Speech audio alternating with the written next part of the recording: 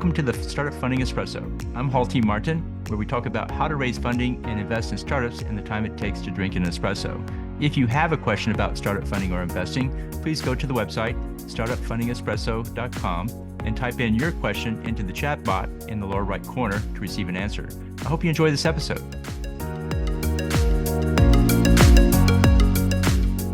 Hello, this is Hall T. Martin with the Startup Funding Espresso, your daily shot of startup funding and investing. Web3 introduces tokens into the startup world. Tokens bring a new layer of incentives and must be accounted for in the cap table. This shows up in the form of a community and treasury entries. It's not uncommon for the community to be the majority of the cap table. The tokens provide incentive and must be kept as a separate component of the cap table until issued to the holder. In the Web3 world, the treasury is another newcomer to the cap table.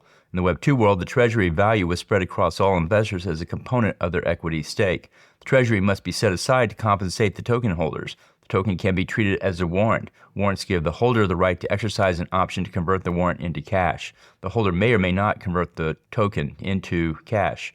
Tokens bring new value but require additional support structure for maintaining a pool of tokens, distributed tokens, and redeeming them.